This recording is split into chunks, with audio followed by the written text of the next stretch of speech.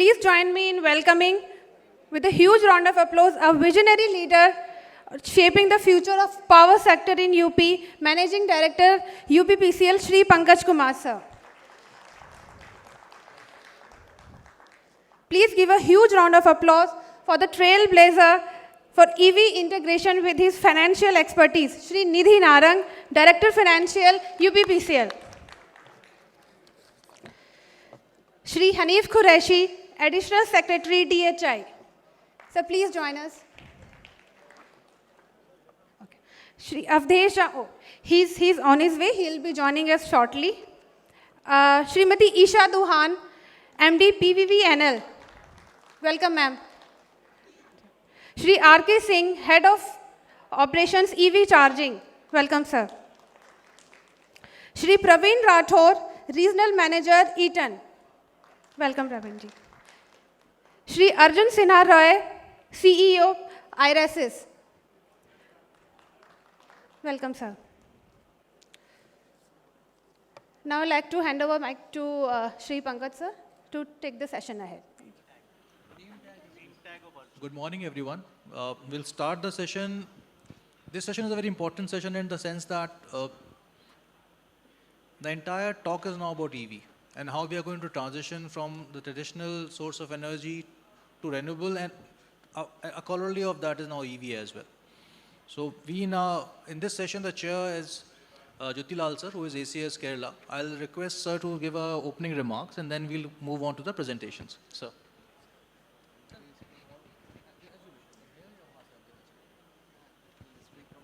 So.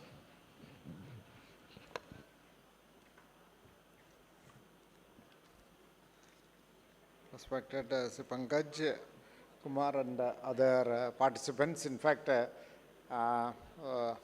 maybe I'm not an expert on the EV, but with my limited knowledge on the transport and the power sector, the world across, I think there's a disruption which is happening.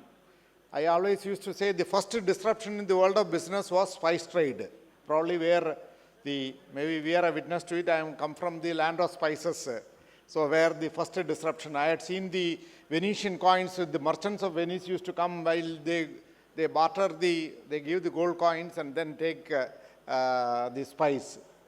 So I could inventorize all the wealth of the Padmanabha Swami temple. So maybe this is a last and lasting disruption of this century. You are moving from, maybe you talk about decarbonization and maybe electrification and bringing in energy efficiency. I think EV is one of that. Electric mobility. We started probably Raji Pillai, I think he was helping us in drafting the EV policy of Kerala. One of the most successful policies. Generally government policies are never implementation side, we may not be able to do it fast, but I think we have adopted a policy of infrastructure is the incentive. Instead of giving incentives, you provide infrastructure, because one of the key challenges was, where do you have a charging center? Petrol bunks are there everywhere. What is the alternative? People will not get the confidence. So setting up charging centers across the state was one of the priority. I think now 8 million EVs are there in the world. I think it may become 220 million. And Kerala itself, we have put a 1 million EV as our target.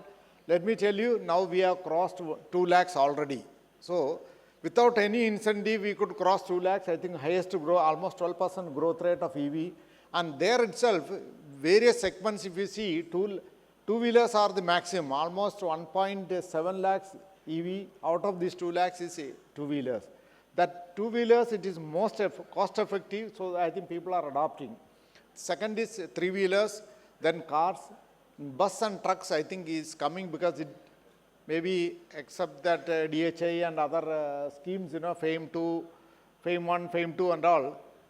In my opinion, you should not have a subsidy-led growth. Then it's not sustainable. So there the challenges are, how do you address those issues of, one is fast charging, then charging while the passengers are inside. Third one is range anxiety. And the fourth one is, how do you dispose the battery? What is the alternative for battery? Maybe new chemistry, whether you can bring it. So I think there are maybe some technologies which I came across and which I thought, since DHA Additional Secretary is also here, I'm sure he will also help us, help the state. Ultimately, they are the big boss. We are only small, on the subnational level we work. So one is, we started first with fast charging. So one is okay. And some of the innovations which were done was like electric pole is there everywhere. So why not make the electric pole as a charging center? Across, like at least in Kerala, we have got every house electrified, everywhere electric poles are there. So pole-mounted charging centers without unmanned. That is one innovation which was started. I think now that's a very good innovation. As far as two-wheelers and three-wheelers, you need not worry. Anywhere you go, every electric pole will become your charging center. So 1,140 pole-mounted charging centers we started. I think this can be replicated across the country. I think that will make sure that there is something to fall upon. Second is, how do you do the fast charging? In fact, we started first with the water metro or the boats, because at least on the road you can run away if it catches fire. Because naturally with the EVs coming up, a lot of them went for low quality batteries. So I think if it catches fire inside, maybe in the middle of the river, you can't escape. So safety is very important. So penetration test, then heat dissipation in the battery packs is another criteria. And then maybe the number of cycles and fast charging. So we found that LTO battery is much better, because fast charging, 10,000 cycles you can use, and it is safest. So we went for LTO battery, first time experimented in the COVID time, and let me tell you, we used the not AI, basically technology, because the people cannot come from Germany to Siemens and all of them, battery integration, everything has to be done online. You have to consult them and they will guide you how to fit it and where to fit it. So all experts helped us, Cochin Shipyard built it. And in fact, that is one of the first water metro and probably first hydrogen boat Cochin Shipyard could bring about. So that is one thing. LTO battery, as I now, for the bus and trucks, what we are looking at is 15 minutes, you can reach 80% of state of charge in 8 minutes. And 15 minutes you can charge a bus, and the passengers need not get out of the bus. So I think that's and 10,000 cycles you get. I think this is one thing. It's slightly costly. Probably titanium we have got at least in my state, we have got enough titanium. Only lithium we need to import, maybe South America. DHI should seriously think of making LTO battery within India, because I saw cell manufacturing is yet to come.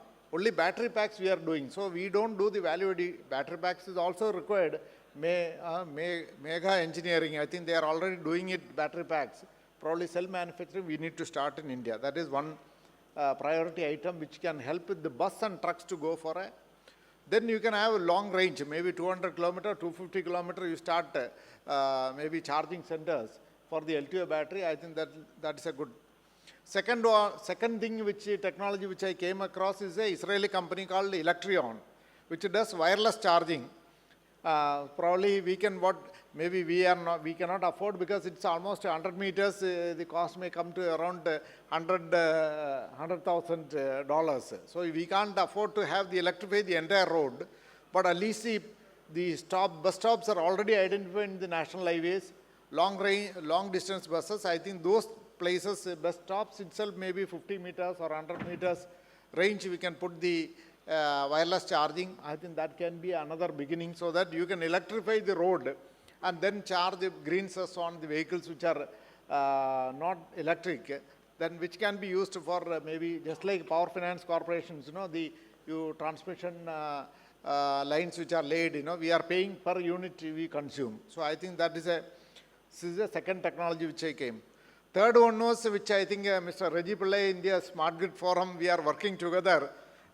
We announced the last Distribution Utility Summit, but I think it took some time, because a lot of India, I think a lot of rules are there. Those rules are made by us, but sometimes we use the rule for not doing something, So one is the Motor Vehicle Act, we need vehicle to grid, where the vehicle itself, instead of mass storage, which is costly, storage by the masses, the vehicle itself can become the storage. Now, on pilot, we are now trying with the Nexon EV of Tata's. So, this is so vehicle to grid will help in balancing the grid also. So, this is another technology which we can probably use. Another one is the open energy interface, because nowadays, as someone was also telling that, the software, we have got each OEM want their charger to be just like a mobile phone also, same thing happened. There is lack of standardization for the chargers.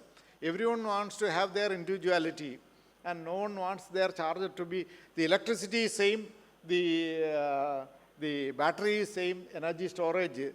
Why do you want a different software by which you want to segregate this thing so that your charging cannot be used by another company? So open energy interface was brought about by, I think, Beacon, which is Nandan Nilekani Foundation. They brought the first protocol for open, actually we started with open mobility so that you can seamlessly integrate both the buyer side and seller side. It can be used, ONDC came as an aftershoot of that. Same thing if you apply to the energy sector, open energy interface, so that any charging center can become can be used for charging any model of vehicle. I think this is another initiative which I think now it is picking up in Bangalore, and you can aggregate also the demand, what is the supply side, like a P2P, peer-to-peer trading, etc., for solar, etc., and aggregating the green energy that can be used, I think.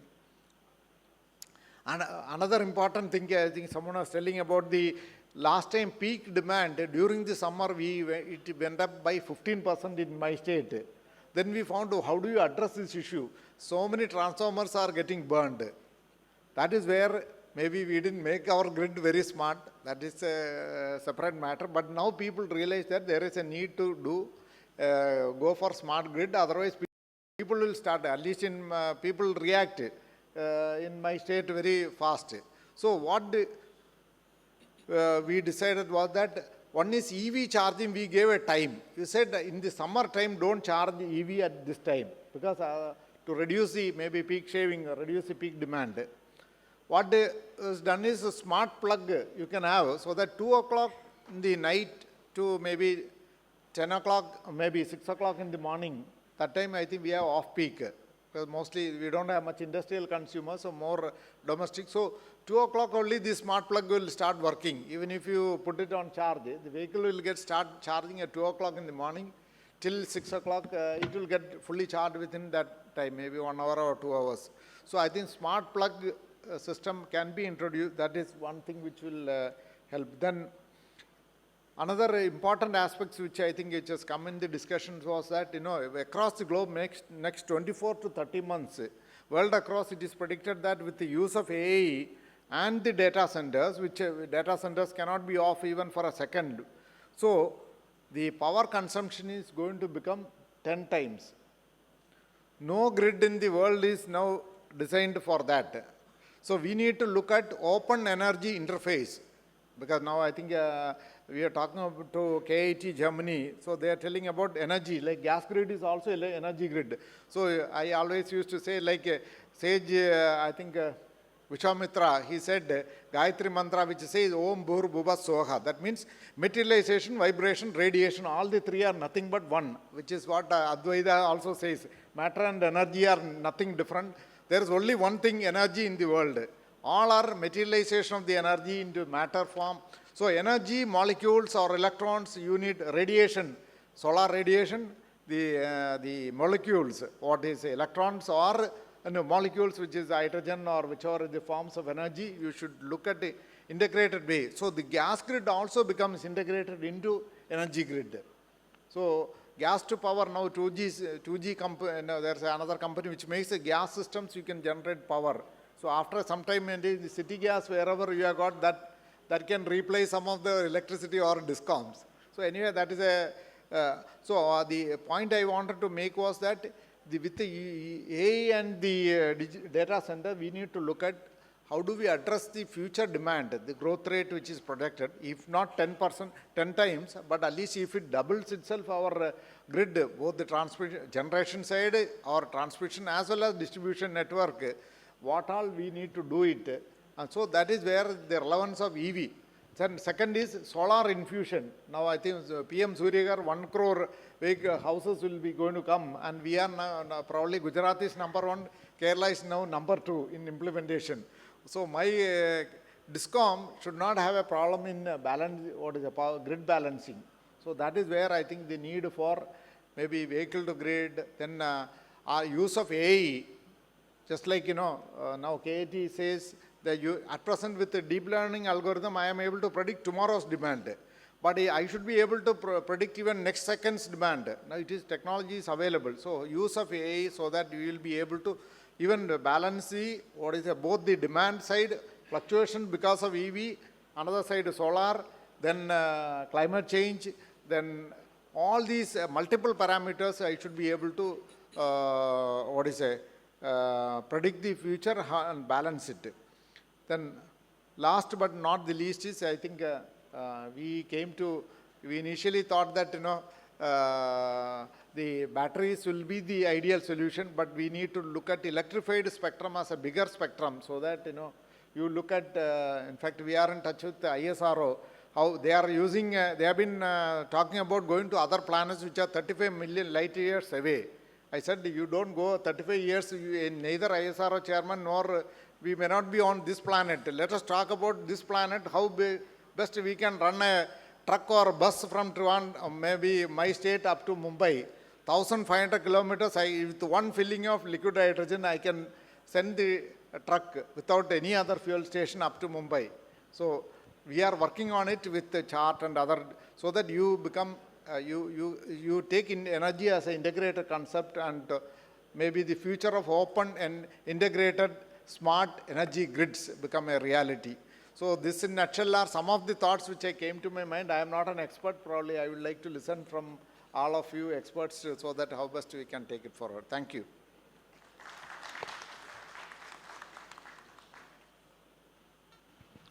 Thank you, sir, for your address. Extremely innovative sector, that front. So UP PCL formed a company in May, UP Renewable and EV Infrastructure Limited. Basically, it is a vehicle for EV charging infrastructure plus a lot of other things in the EV field. So we have our own Director of Finance, Mr. Nidhi Narang, to do a presentation on UP REV and how we plan to take it forward. Nidhi?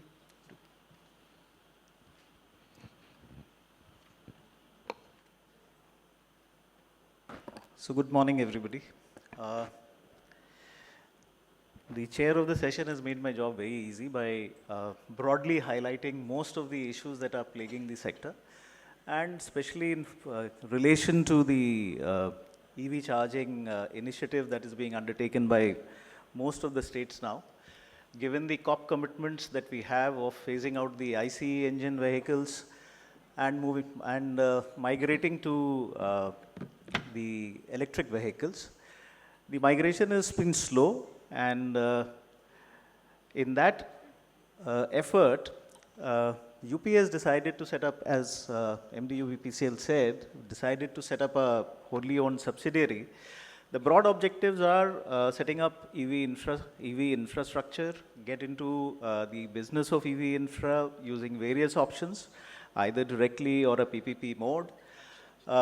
Look at whether we can get into the business of propagating the EV vehicles themselves, and of course leverage the renewable energy sources with the EV charging. Now, as most of you are aware that UP has a slightly different load curve, so there's surplus power available during the day, unlike many other states. So even that duration can be used for EV charging and managing the surplus power consumptions.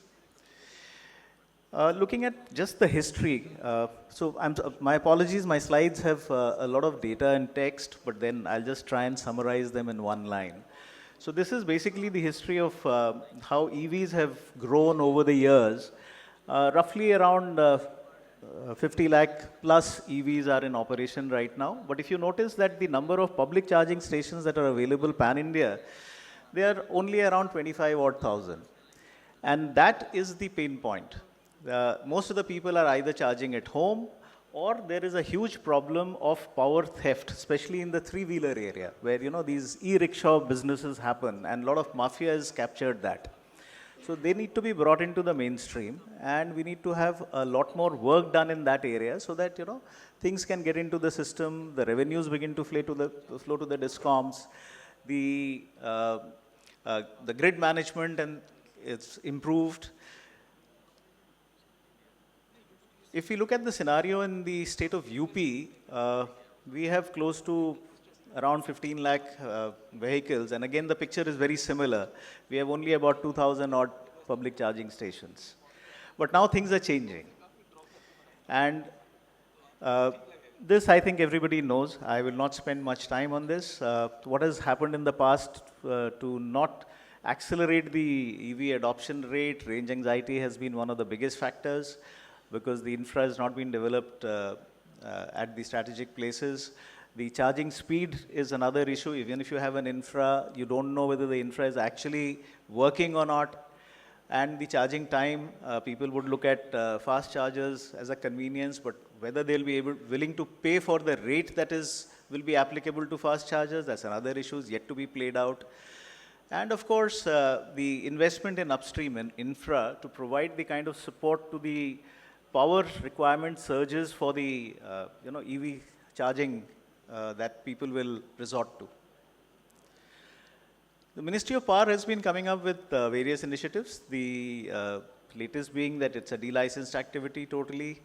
The coverage is that the new coverage prescribed is the target is by 2030 you should have one charger within the city per square kilometer and every 20 kilometers on the highway. Now that requires a lot of investment, not only in the charging infra but also in the upstream infra. There are allocations available. They are fairly limited, but they are there. And for the first mover advantage will always be there to people who take a quick action and start utilizing those budget allocations. A broad overview of the kind of vehicle charging tariff that is there. So we have, in the LMV 1B category, the rate is 6 rupees 20 paisa. It's an LT charge. In HV category, it is 5 rupees 90 paisa. But that's for the multi-storied buildings. And for public charging stations, again, there are flat rate tariffs that work in UP. And TOD now has not been imposed. You can actually look at, charging at any point in time. UP government has been providing a lot of subsidies. The subsidies are listed. They are in public domain. So again, I'll not dwell on them. But I have a slightly, call it a personal view, call it a recommendation that I would like to make here. So far, the subsidies have been concentrated more on acquisition of, the vehicles to enable or kind of encourage people to move from ICE vehicles to EVs. My submission here is that we should look at providing these subsidies for creation of the upstream infra and for subsidizing the charging tariffs. Because the parity between ICE vehicles and the electric vehicles has arrived much sooner than what could have expected. And with the further reduction in the battery prices, we expect that it will become even better. It's following the same story as played out in the solar sector, where the parity was expected much later, but then it happened much faster. So we are expecting a similar scenario here. So that's my suggestion, and the regulators could look at that, and the policymakers could look at that.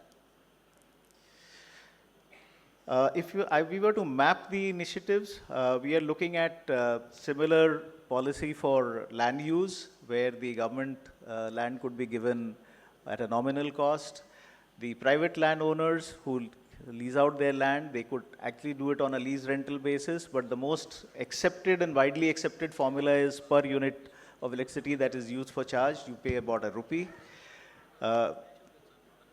So for the new projects, the new housing projects that come up, the new townships that come up, you necessarily provide for EV charging stations in line with the guidelines and ensure that sufficient space is available in the public areas. And all this will happen both in the state sector as well as with the participation of the private sector. However, at this point in time, I think I'm covering that in subsequent slides also. I'd like to also draw the attention to the fact that the current utilization of the infra, the charging infra, is very poor. It's still below 10%. I mean, some of the numbers indicate that it's only around 4 to 6%.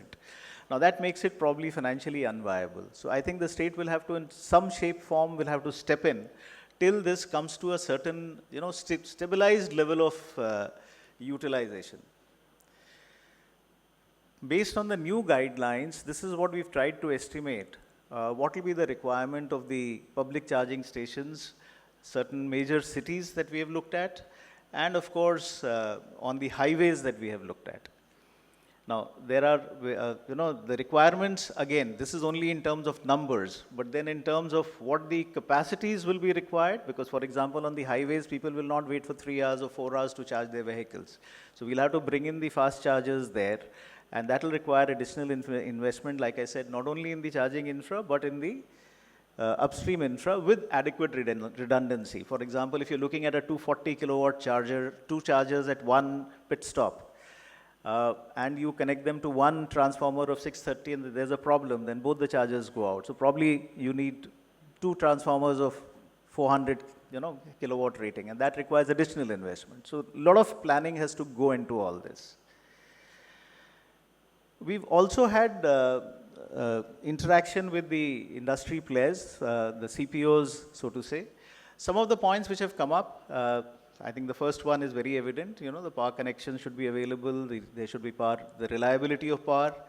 As far as power connections are concerned, we've proposed a new scheme of allowing load sanctions up to 150 kilowatts without much hassle. That's still under approval, but I thought I'll mention it here. Single window clearance. The ask of the CPOs is that the tenders, as and when they come out, they should be segregated on the vehicle class. It should be 2-wheelers, 3-wheelers, and heavy vehicles. And there should be a collaboration, there should be incentives, and it's an evolving process, so they say we need continued engagement as well. I think a lot has been discussed on this, so V2G, how the load balancing will be done, solar hours, non-solar hours, so I'll not get into it, how battery swapping can support, the grid stability, grid management. So I'll not spend much time, but this is a very relevant slide that what we need to focus on. And on the technical side, we need to figure out the necessary contours to ensure that the grid stability is maintained. We've done some collation of how the charging revenues are working right now. So major components are, there's a land rent, there is a revenue sharing which happens, and there is a CPO revenue, and then the terms of the concession. Now, if you look at the normal charges, the charging tariff is still manageable, but if you're looking at fast chargers, because of the high investment involved, the charging tariff goes to a slightly higher level. In some cases, when we did the number crunching, it went beyond 20 rupees per unit if you go to a fast charger level. But then, like I said, it should come down as we go forward. Again, with some assumptions, just wanted to give I'm a finance person, so can't resist the numbers. So just with some assumptions, wanted to just indicate that while we are at maybe 6%, 8% capacity utilization, even with 1 rupee sharing per kilowatt hour of energy that goes through the chargers, the break even for that level is around 12%, and we are still far short of that. So we need to have that in place. This is basically on the same assumptions, taking a weighted average cost of capital of 12.4, assuming 10% is cost of debt and 18% is return on equity to the CPO. These are the kind of revenues that will accrue based on the capacity utilizations. We've taken some scenario, 5, 25%, 50% capacity utilization. We're still far away from there, but then I thought, let me just put it out there. So there is a huge potential. There's a huge return potential, but it's linked to asset utilization. The sweating has to become a reality. For that, a lot of investment has to come. The state has to support it and ensure that there is a long-term financial viability. The regulators have to play a big role in this, support the whole thing. One more point which I wanted to highlight here is kind of future-proofing, which not only in terms of financial viability, but also due to technological obsolescence. And that's my primary concern, because with the kind of new technologies that are emerging, people who invest in today's technologies may find themselves redundant in probably 3 years' time. And that's where the problem is. They may not be able to get their even payback periods. So you will have to ensure that you're future-proofing your business and probably bundle it, not only charging but swapping. Because swapping probably is going to stay with modifications going along. CPO performance and evaluation is going to be the key wherever the private sector participation has to come in. And we are looking at some of the metrics that we should be considering while doing a CPO selection. And these were the broad thoughts which I wanted to present. And I think I'll hand over then back to... Thank you, Mr. Nara. Thank you so much for giving us a total overview of the new company. Now I'll request Shri Hanif Qureshi sir, who is here from Ministry of Heavy Industries. Sir is Additional Secretary there. Sir, please come and give me your presentation and tell us about how the ministry is taking this entire EV initiative forward. Ashish Goyal ji, Chairman, UP Power Corporation,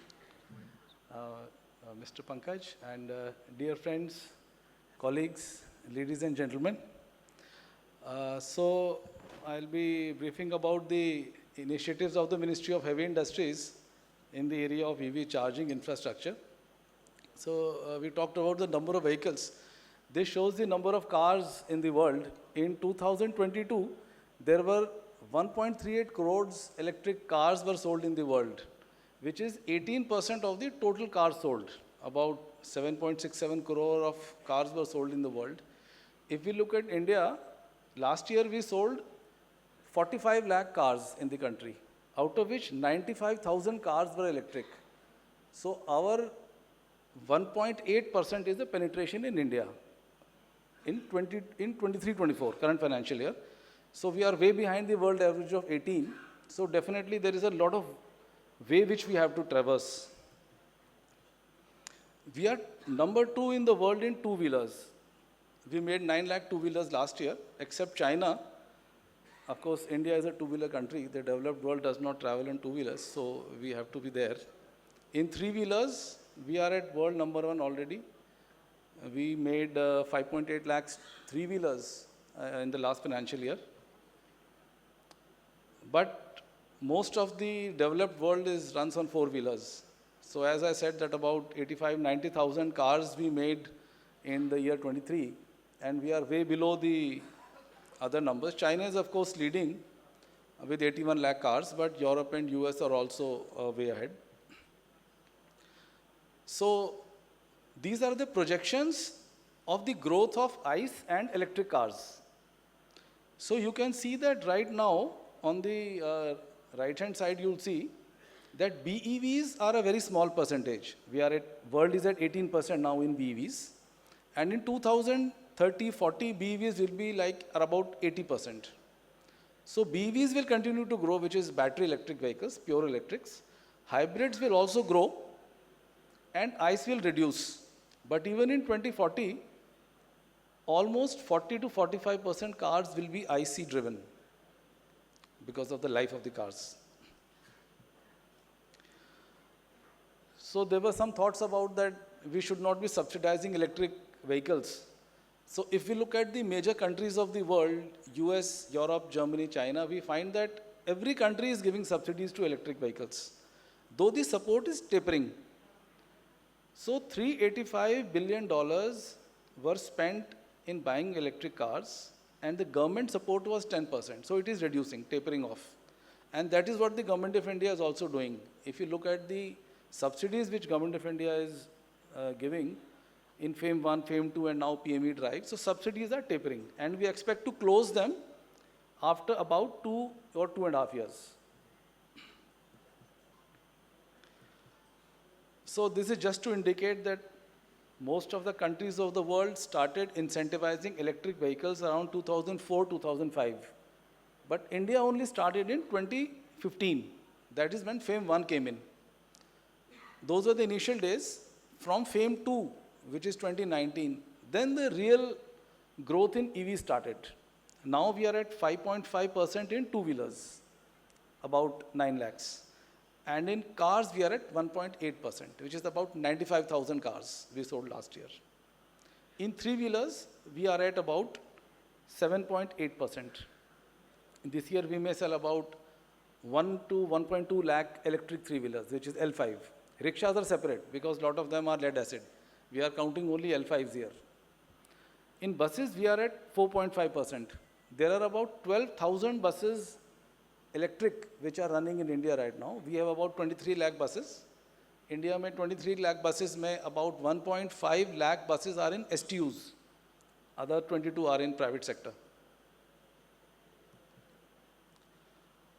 So the PM E-Drive scheme, basically meant for promotion of electric vehicles and charging infrastructure. It's a 10,900 crore rupees scheme for 2 years, 24 to 26. I have highlighted the charging amount because that's what we are talking about here. 2,000 crores for that. We have 1,800 chargers for buses and 22,000 chargers for four-wheelers. So we have said that for every four-wheeler, there will be two-wheelers also.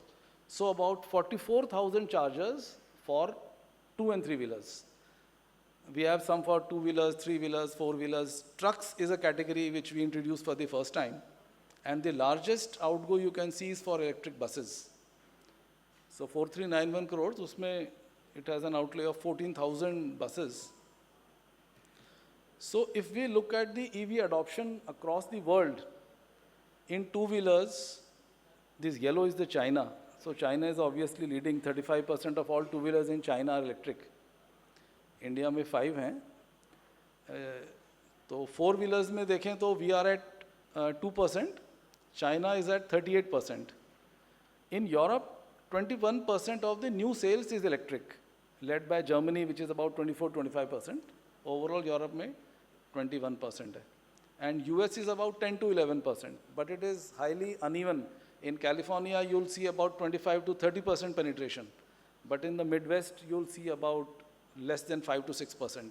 They drive the big station wagons there. So I'll skip this. We talked about utilization rates of EV charging infrastructure.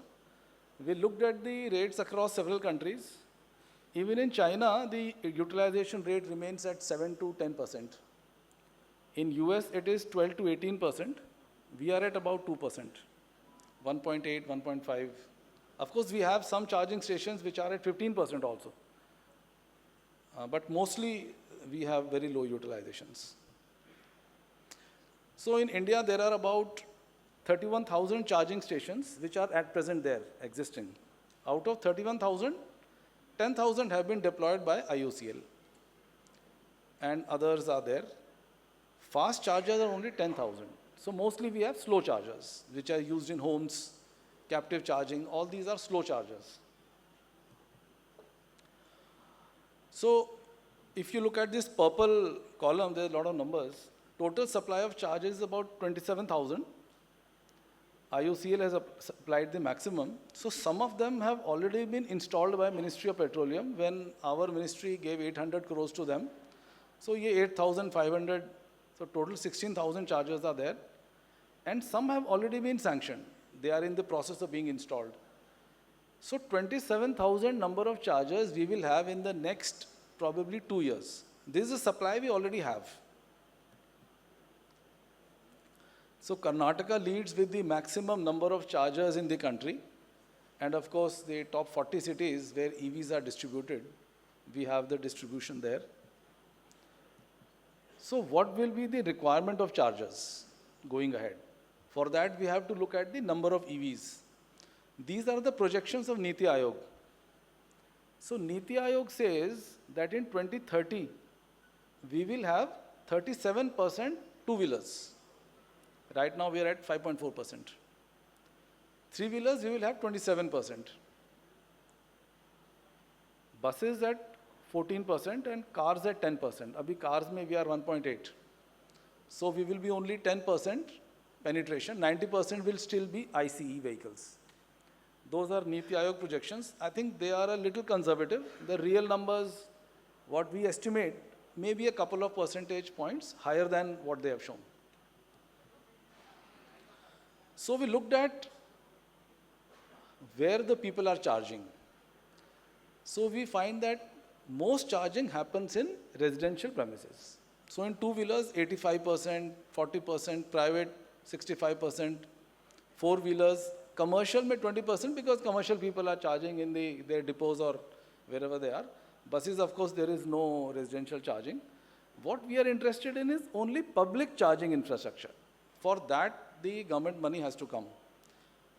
So public charging infrastructure, we think that in 2030, two-wheelers, only 10% will be charging in public infrastructure. Others will be charging at home. So three-wheelers, 20%. So these are the number of chargers which the PM E-Drive scheme wants to give incentives to. Only the public charging infrastructure. So in two-wheelers, there are two standards which are notified by BIS. LEVDC and LECCS, 12 watts. Both standards are in use in the industry right now. In four-wheelers, we have arrived at a common standard. We talked about standard. CCS is the common standard which is universally adopted now. All electric cars, buses in the country are using CCS2. There is no issue on that. So in the guidelines, we have said that CCS2 will be used for cars, buses. This is a uniform standard. So I'll just skip this. We have calculated the number of chargers which will be required. There are also concerns around the peak load. So we looked at some of the DISCOMs, Maharashtra, Karnataka, Delhi, and we find that the peak load occurs at different months, different times of the day also. For example, top is Maharashtra. In summer, there is a different peak. In winters, there is a different peak. So peak also varies according to the state. So it is not a national problem. It is a state level or a rather localized problem where each DISCOM has to come out with its own solutions. We also looked at the power load curve coming from charging stations. So we find that nighttime charging is more. Mostly it is driven by the blue is the two-wheelers and green is the three-wheelers. So mostly people are charging at home, so they charge at night. Day charging is very less. This is a national curve. Then we looked at the curve of 2030. With the current structure of incentives and TOD and all the regulations, in 2030 also maximum charging will be in the night only. Driven by two and three-wheelers again, but buses in the grey, they'll also occupy a large amount. We also looked at the peak load comparison. So people say that there will be so many EVs, they'll adversely impact the peak load. So what will happen to the grid? So here you can see that only 1.5% of the peak load is coming from EV charging. That has been estimated. But then the problem is that nationally will not have a problem, but it's a problem of city-wide because city loads, so if you look at Delhi, in Delhi we calculated that 7.2% of the peak load will come from EVs. So that's a big chunk. We have also looked at Bangalore, Pune and Mumbai. 4-5 cities we have looked at, only Delhi we are showing here. Then Bangalore is also similar. So I'll just skip this part. So fixed charges, of course, Ministry of Power has given a guideline that there must be a single part tariff, but a lot of states are still going with two-part tariff. So we also looked at tariffs in different states. So except Tamil Nadu and Meghalaya, most are around 4 or 5 or 6. So yeah, just to say that we looked at where incentive should be given. Should it be given on CapEx mode or OpEx mode? So we looked at the UP-IDA tender, how they have done it. Then we looked at West and West Bengal. We found that these three are by far the best practices can be culled from these three tenders. And we talked to all the CPOs, DISCOMs, And then we have arrived at the guidelines. So we finalized that upstream infrastructure cost, Government of India should be subsidizing. You all understand what is upstream. So there the incentives will go. And these are the Bureau of Energy Efficiency benchmarks cost.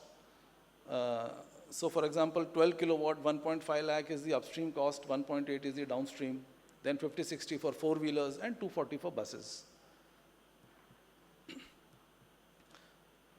So basically, Government of India has a demand side scheme, which is the PME drive, and we have two supply side schemes, PLI Auto and PLI ACC, which are for purchase of vehicles. I'll skip this here, just to go on the charging infrastructure. Yeah, so we are shortly in the process of releasing the guidelines. So guidelines will say that states will be eligible to send proposals.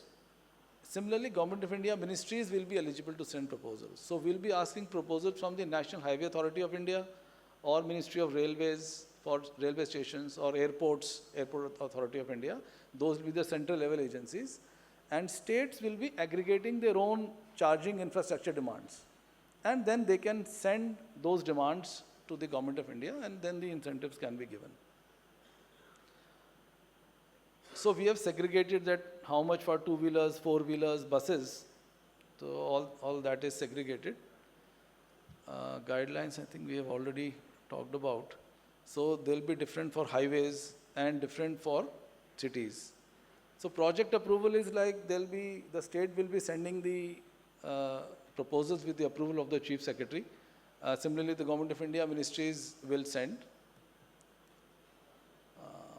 And then states will be doing the tendering. Any nodal agency which is identified by the state, they'll be doing the tendering.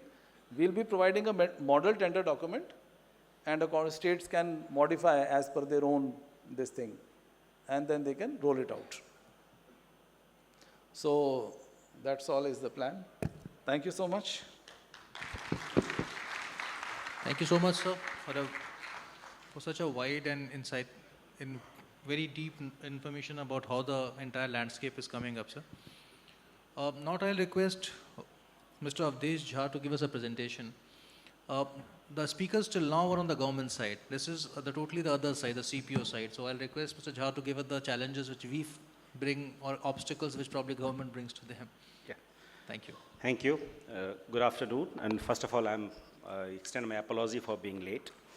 No, it was a nice presentation, and as is expected, the government should give a very optimistic. Just hold on, sir. I think the presentation is not the right one.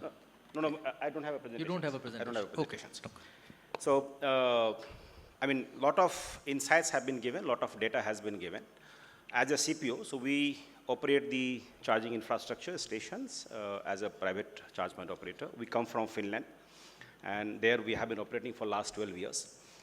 In India, we are also operating in 17 cities, around 17 states, 32 cities, and along 15 highways. So we have faced a lot of challenges, and this forum, I would say that where the distribution companies are there, I thought that I can share the views of the CPOs with all of you, because you are the right people to address these issues of electricity infrastructure. So, essentially, when I summarize this one, I would say that, with the way EV is expected to grow in 10 years, though Mr. Hanif says that it's 10% as per the Niti Aayog. I believe that Niti Aayog has watered down its target, because when it came up with the first reports, the transformer mobilities, at that point of time, they had targeted 30% is the target of the electricity on the car side, and 70% on the buses side. Now it is, I was seeing that around 10%. I still believe that it's much lower number. We would achieve closer to 30%, and that would translate to around 20 to 30 gigawatt of the demand on the grid. The challenge would not come from the city side. The challenge would come from the rural side, the rural feeder along the highways, because most of the highways are covered through the rural feeder. When we go for setting up a charging station, because on the highways, we don't set up 60 kilowatt chargers. You normally set up hubs. where you have 300, 400, 500 kilowatt, because one charger itself is 60 to 120 kilowatt. And when you have to have this 11 kV line, you find that it is coming from 3 kilometer or 5 kilometer. So apart from increasing the cost, it also, at the current stage, it makes a challenge of reliability of 100% the power. So that's the major challenge which I would say. But today I will talk more about the regulations, that what kind of regulatory revision we require. Please remember that the Electricity Act 2003, which is the latest one, otherwise you have the supply code or the grid is quite old. And even the Electricity Act, when it was designed, at that point of time, there was no talk of the electric vehicles. So the entire regulation has been built around the general consumers or the industry or the commercial establishments. No one had thought at that point of time of this variable nature of the electric vehicle, So, and that's where the problem comes. I give you an example. And I take the example of, since I am speaking in Lucknow, so UP Electricity Supply Code of 2005. It says that the LT threshold is 50 kilowatt. Now just imagine a challenge. Here in the regulations we say, or the guidelines suggest that we should have a 60 to 120 kilowatt for four-wheeler cars, and for buses 240 kilowatt.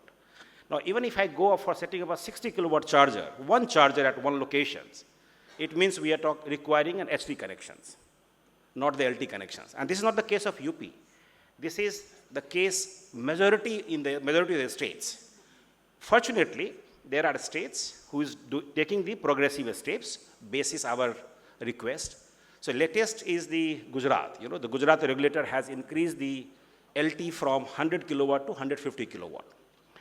Delhi already has around 200 kilowatt. I think the minimum expectations from the regulator is to allow the LT connections, especially for the EV, is closer to around 150 to 200 kilowatt. Even the Ministry of Power has said in its guidelines that that should be increased. But this is in the domain of the distribution company and the regulator, not in the Ministry of Power. So this is the first challenge which we are facing. Besides, because if you are going for, even I tell you an example of a state of Telangana, because these are the states where we are operating. When we are setting up the infrastructure, there the distribution transformer is 25 kilowatt. It's old legacy, historical transformers. This has not been strengthened, not have been augmented.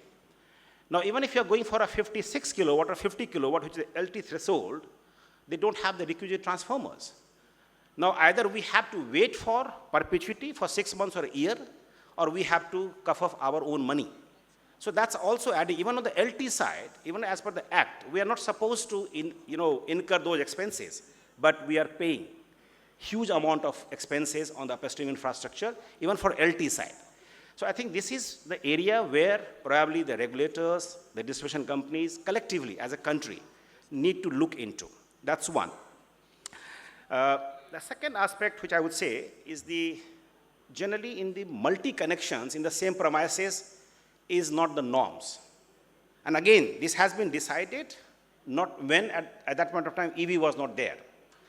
So in a shopping complex, if in a shopping mall you have a bulk power supply, a single point bulk power supply.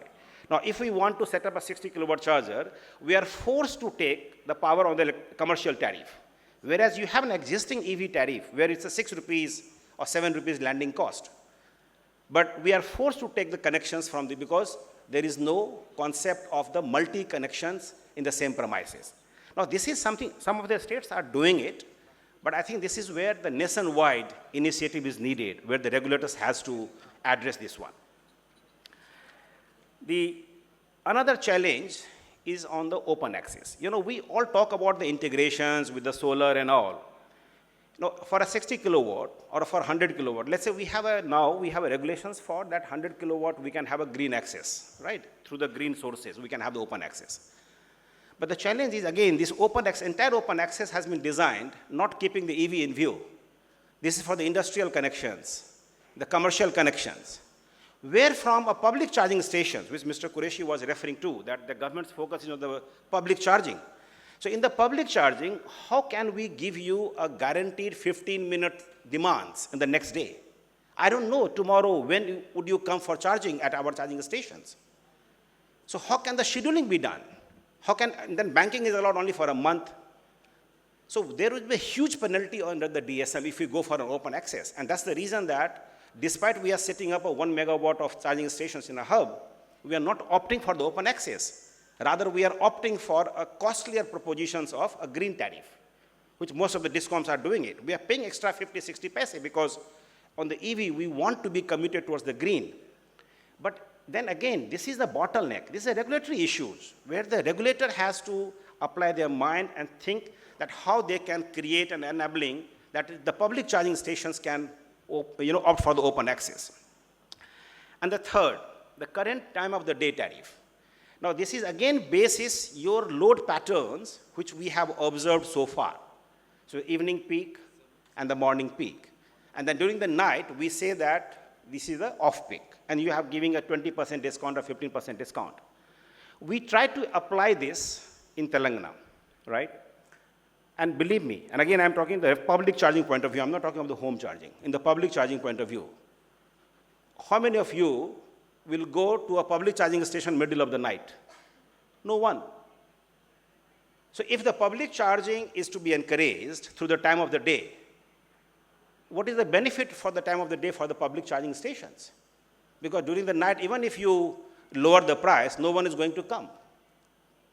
So the time of the day tariff structure also has to be revisited from the EV point of view. So these are the practical aspects I am sharing with you because this is what we are experiencing. We try to experiment these regulations, but we are not able to find right solutions for that one. Now the fourth problem which we are facing is the varying interpretation of the different regulations. And I give you one classic example of recent guidelines issued by or notifications done by the CEA regarding the vacuum circuit breaker. Now in the vacuum circuit breaker, the recent guideline says that, and this is 11 kV upwards, that if the transformer is of 1 MVA and above, then in order to isolate the entire system, you need to have one vacuum circuit breaker. But there is one line which starts with that the setup has to have a one circuit breaker.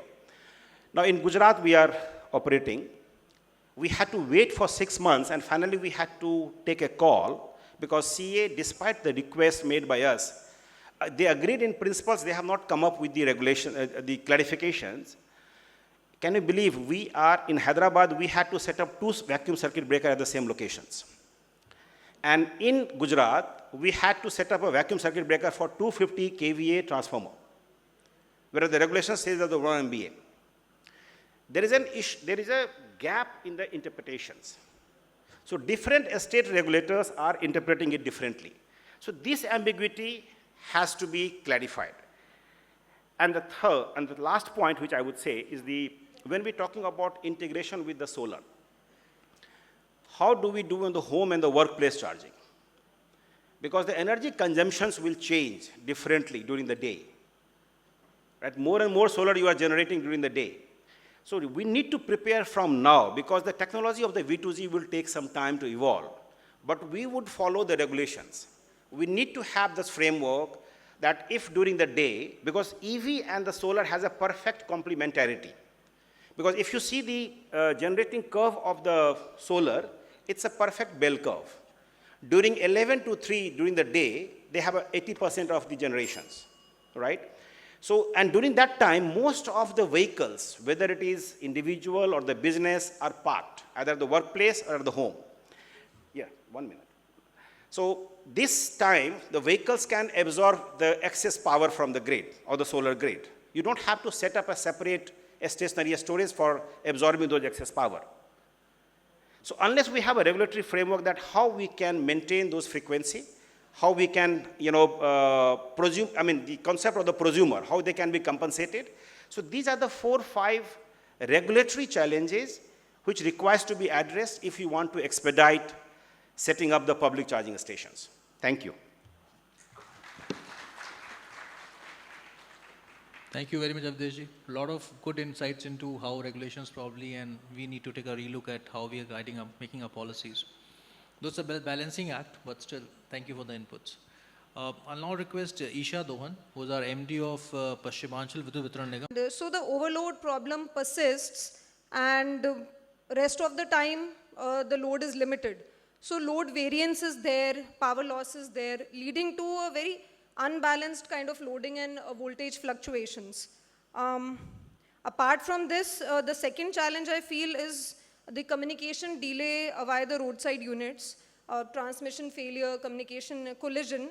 That all of this leads to a load profile distortion, leading in a very unstable and unreliable grid.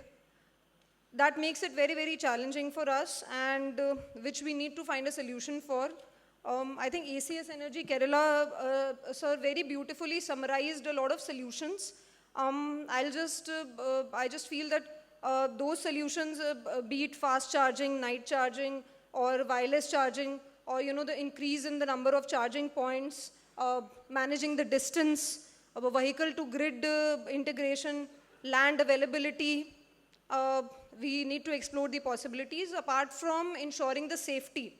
And in the end, I think along with finding ways to promote EV, we also need to ponder on how will we ensure the sustainability and reliability of DISCOMs while promoting EV. Thank you so much, everyone.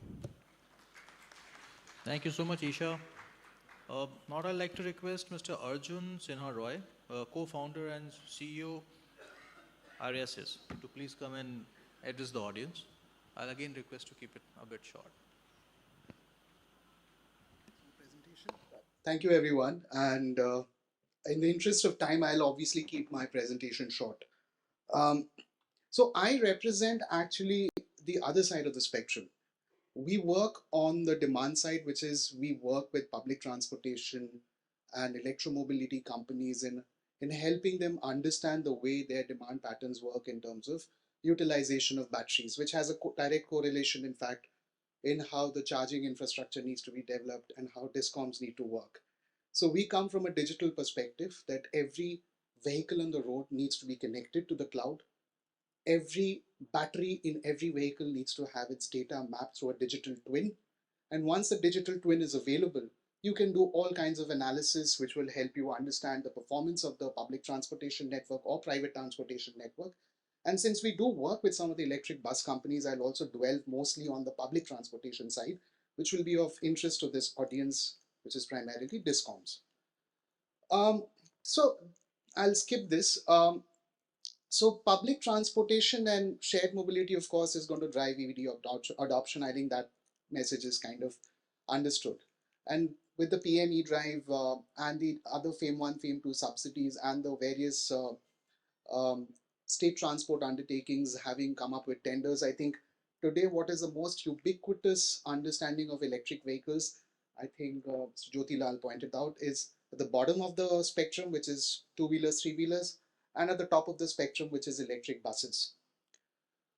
So what is the need? The need is to drive safe, reliable, and affordable services.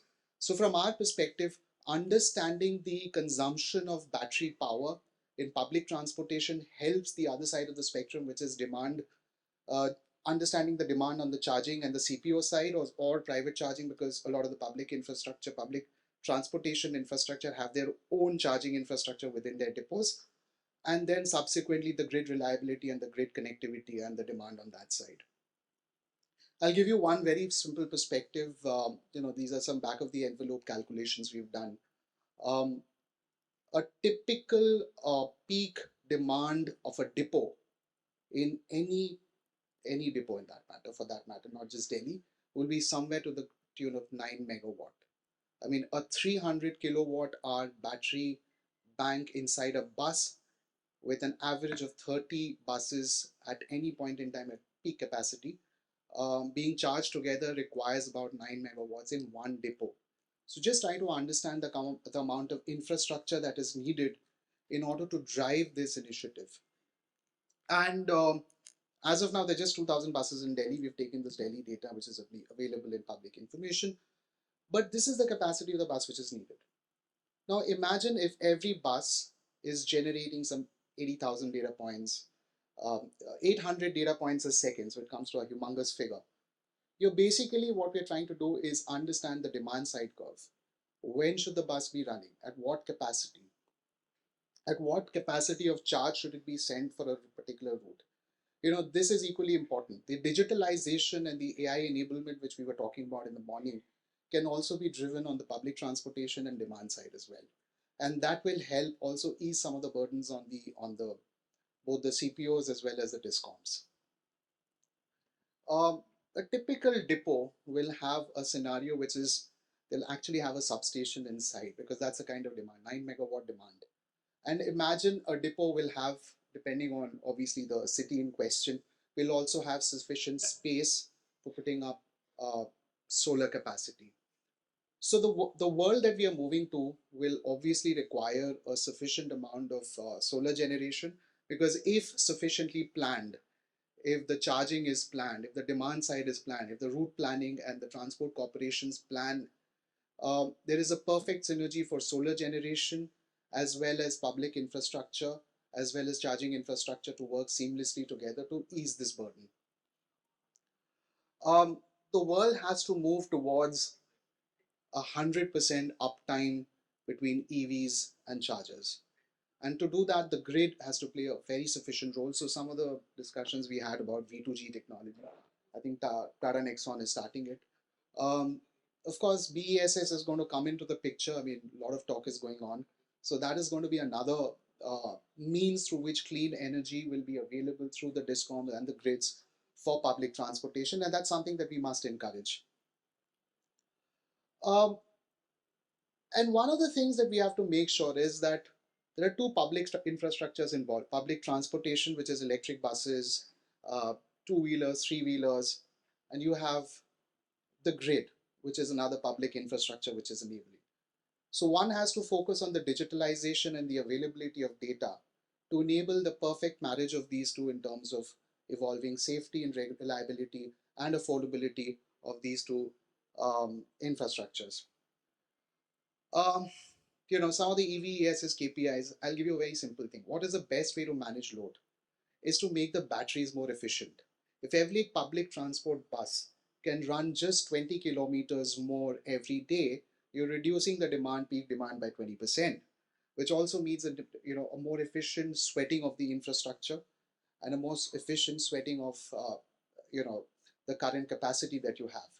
So while we'll have to keep investing into infrastructure, we'll also have to look at the efficiency in terms of how the battery buses can be used and how that information can be seamlessly integrated into the route planning, network planning, and grid planning, and capacity planning at the depot level. And of course, the same thing can be extrapolated into public infrastructure, which is being used across, even in the private sector in terms of two-wheeler, three-wheeler operations.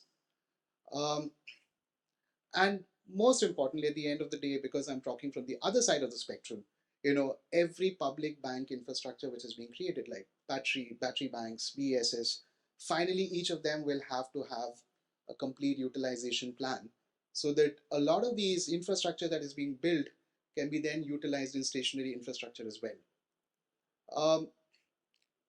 A lot of AI is already coming into the picture. I'll not talk about it, but I'll give you one very interesting point, which is the need for AI models in demand side, mapping the generation and the supply side AI modeling. So generation and demand needs to work seamlessly for people to understand how the capacity planning can be done and how maximization of the infrastructure can be achieved. I will skip some of this because at the end of the day, a lot of it is very, very specific, but I'll just talk about one thing, which is we at IRISs are talking about digitalization and using of AI to predict demand side management, which is on public transportation. The grid is the other side of the story, which needs to drive adoption of charging infrastructure as well as capacity, which will be useful for driving public transportation. And without the two coming together and marrying together, it is not possible for us to have the dream of a clean energy driven public transportation and a clean world. Thank you so much. Thank you, Mr. Roy. Now I'd like to invite Mr. R.K. Singh, who is Head of Business or Operations of EV Charging, Tata Power.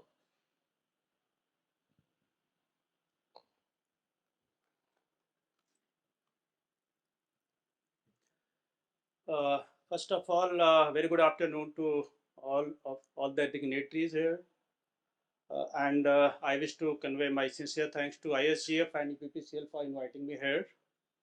So I think the EV growth story represented by the backdrop of this DUM24, it occupies the largest space if you see that that particular backdrop. So from there it comes out that EV is going to grow. There is no question on that particular thing. So like Niti Aayog has suggested that by 2047 we need to be energy independence, and to achieve that energy independence, Tata Power is already taken the lead. Tata Power is present across 590 cities, public chargers around 5,500, around 1,15,000 home charger installations, and we are powering up around 2,800 buses across 5-6 metros, including Jammu and Srinagar. So apart from this, we also have a digital platform through which anyone can charge their electric vehicle to our public charging stations. So how do we make this particular EV charging infrastructure business model sustainable and achievable has been recently very well prescribed and described in EVCI guidelines issued by Ministry of Power 2024, September 2024, wherein it is clearly mentioning almost all the challenges which we have been talking about in this particular session, whether it's a power requirement. For the power requirement, the requirement set by the guideline is that in metros within 3 days, which is one of the biggest challenge. In metro, like in the cities, municipal cities within 7 days, rural areas within 15 days, and hilly terrain within 30 days. So if we are able to implement that, through regulatory framework, because there are many guidelines issued by the center, while the energy transition is a subject of a state. So until unless that guidelines get translated through regulatory commission of respective states for the implementation by the DISCOMs, it will take a lot of time and will keep on struggling this particular journey. So I would one of that key takeaway I would take out of this session, that whatever guidelines has been issued by the Ministry of Power, let's implement them and execute them in the toto. And it's a very plain and simple, rather than making it complex. It's a very simple. In fact, they have also talked a lot about the technology, whether it's solar charging, like bus infrastructure or bus charging. They give a lot of opportunity for all of us to deploy the solar, integrated solar, and make that charging green. So today also we have around 25-30% green, depending upon the this compliance to the green energy requirement. But if we implement this rooftop solar across all the depots, that we can make it 50%, 70%, even 100% many cases. Another important, just 2 minutes. So another important is like we need to make city specific, state specific policies, while guidelines are in general. So the policy which can be implemented successfully in Mumbai cannot be implemented successfully in Lucknow, because the demography and the consumer profile is entirely different. In Mumbai, people don't have the option for home charging, while in Lucknow, every household has the option of home charging. So we need to work out the infrastructure requirement differently and city specific. Thank you so much. Thank you so much, Mr. Singh. He has been a veteran in this field, so thank you so much. Now I'd like to invite Mr. Praveen Rathore, the Regional Manager for ETOM. So please come and address the audience.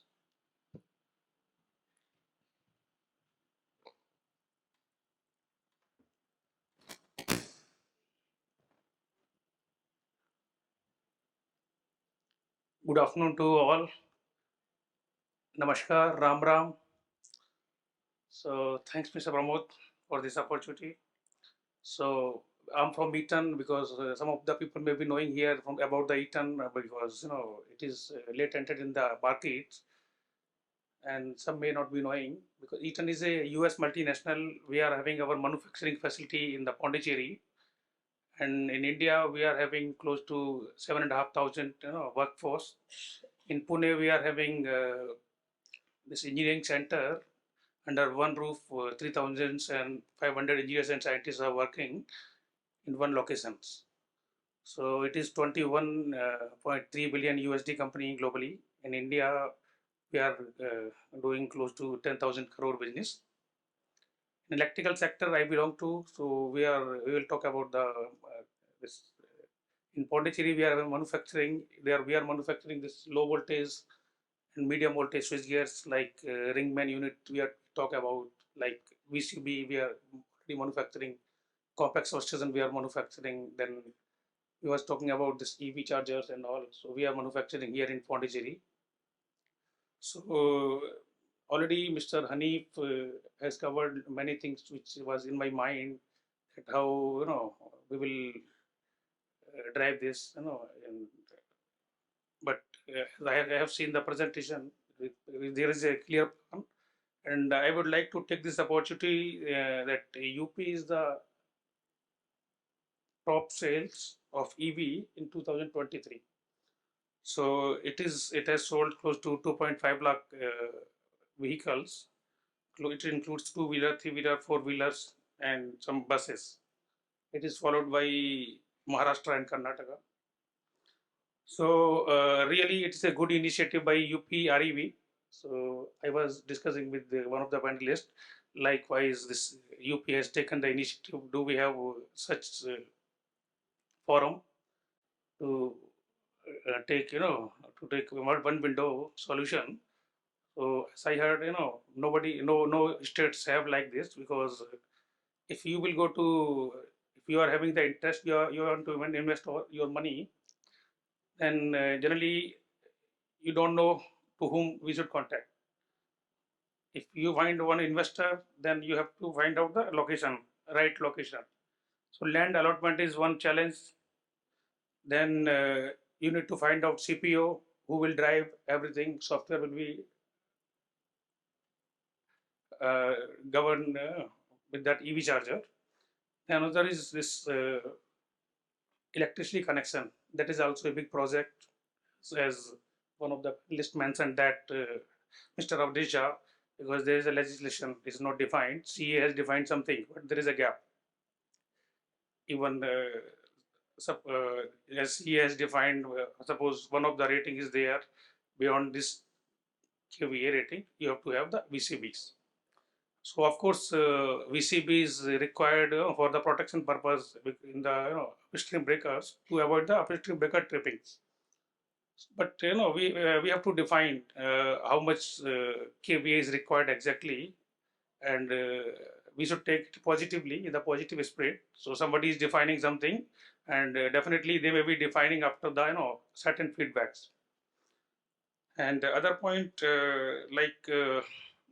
as I belong to utility, I have the background of power distribution, also torrent power I have worked for. So is I will talk about the EV. So in the four-wheeler segment, Tata is major driver. Tata is major driver. Tata Nexon has been sold in FY23, 69,000 plus units. So Tata Nexon is having this 7.46 kilowatt hour battery. For this 46 kilowatt hour battery, minimum 3 kilowatt to 7 kilowatt connection is required, even for domestic purpose. So 3 kilowatt into, you can multiply the numbers, how much kilowatt load we have added in the system, but we need to define a way by which we can forecast numbers of we need to define a way by which we can forecast the EV infra. EV infra is one topic, as well as utility infra, that we have to figure out, and I hope our this UP REV may be taking care of that, and that may be a good suggestion. Yeah, thank you. Thank you so much, Mr. Rathore. With this, we come to the end of the session. But before we close, if anybody has a question, we'll take a question or two. Though I know the lunch is already served, so everybody might not like to. Thank you so much for this session, sir. All the panelists, I'd like to thank all of you for a very informative and 360-degree landscape information has been given. A lot of inputs have come. So thank you so much for that. Thank you, sir. Thank you, sir. Thank you.